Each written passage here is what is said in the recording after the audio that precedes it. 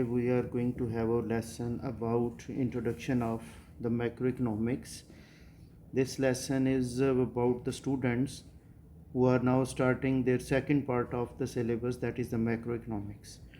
Especially this is for AS girls, those who are a lesson behind the AS boys topics. So I am going to record this lesson for all the students, but the other class, like the girls class, they can also that is only meant for them, but the other students can also get the benefit of the same lesson. So macro means large over here. In microeconomics we were studying about the individual behavior of the economic agents like consumer and producers, but in macroeconomics we study the economic behavior of all the economic agents at the national level. So macro means large. So macroeconomics deals with the study of economy as a whole. This is the study of economic variables at the national level. For example, in microeconomics we studied demand of a good in the market, whereas in macroeconomics we will study aggregate demand or demand of all the goods and services produced in a country in a given year. And same is the case in microeconomics. We see supply of a product in a market, but here we will study the aggregate supply, that all the goods and services which are produced by a country in a given year. So all these economic variables, they will be studied at the national level in macroeconomics. We study the macroeconomic performance of a country by looking at the following macroeconomic objectives of the government. So in any government of the world, we will find the following macroeconomic objectives. If they are going to achieve them, then that government is called a successful government on the economic grounds. If they are unable to achieve these objectives successfully, so in that way they are having the economic macroeconomic policy failures. For example, the first objective of any government is to achieve the national income growth, that is the GDP growth. Keep it in mind, we are not talking about the volume of our national income. Every country is having the different volume of their GDP or national income.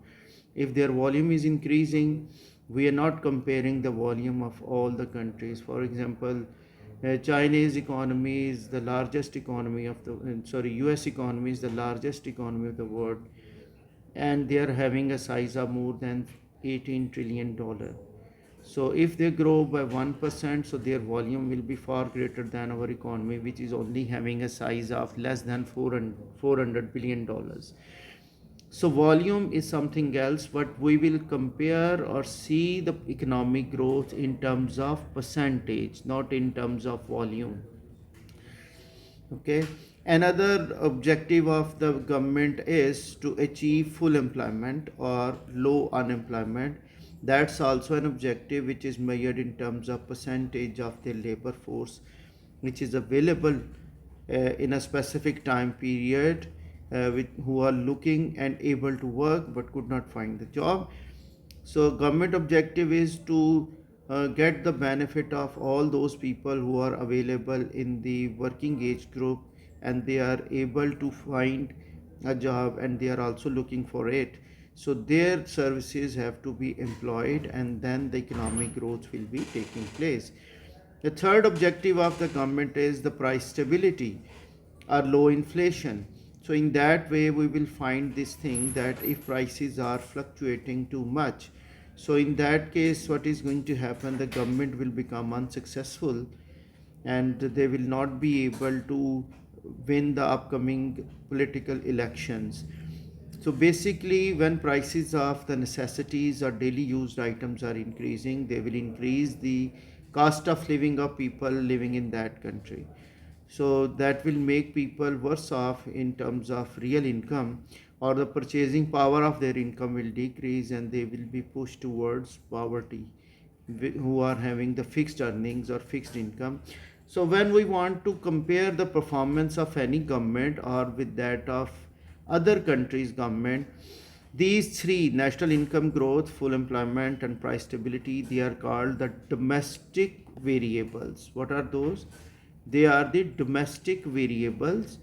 So when we talk about the domestic performance of a country, so we have to look at these three national economic variables like national income and employment level and the price stability.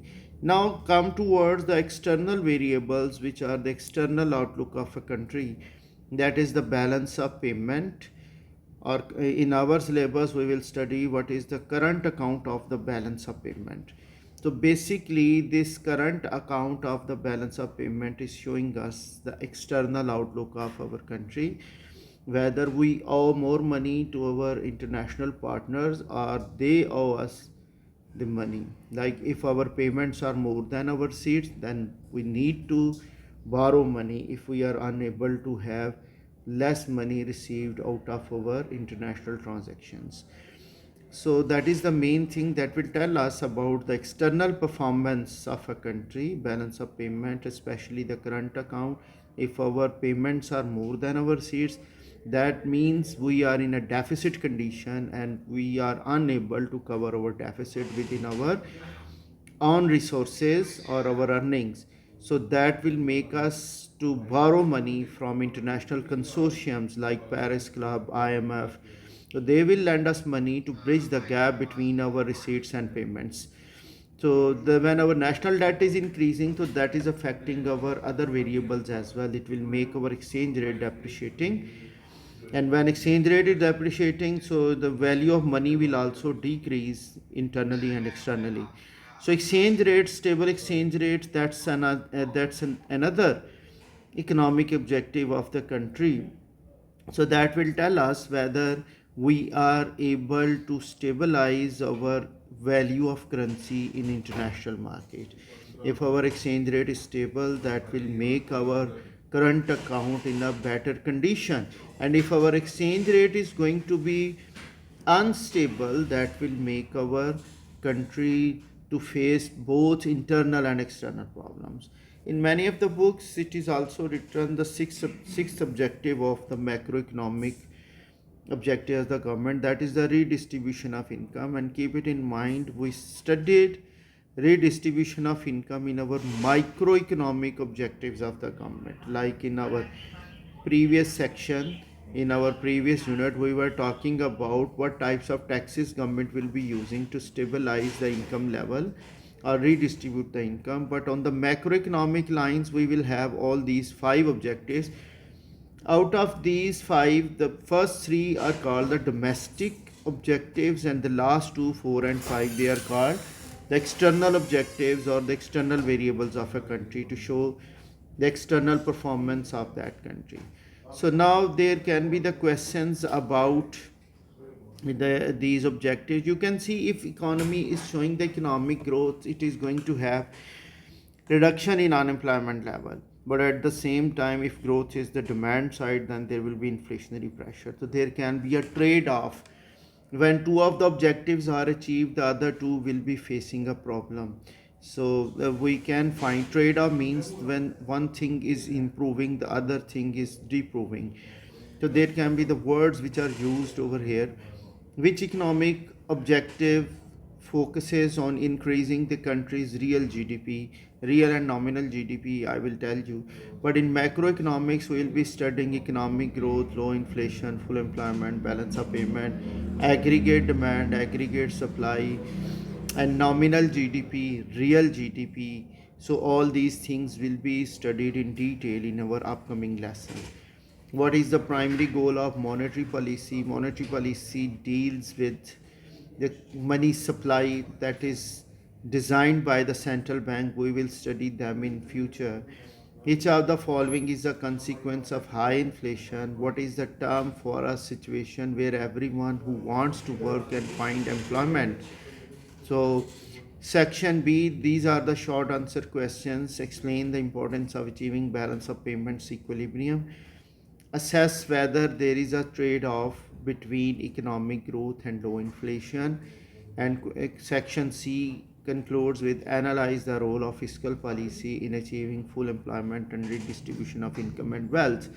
So all these questions we will be dealing with them in our upcoming lessons, but this is only the introductory lesson about the macroeconomics for the students who are just starting their study of macroeconomy. So this is introductory lesson. In our upcoming lessons we will be moving into details of the methods of measuring GDP, and then we will be moving towards what things else we are going to have, like what is meant by actual economic growth, potential economic growth, and sustainable economic growth, nominal GDP growth rate and real GDP growth rate. So all they will be part of our macroeconomics.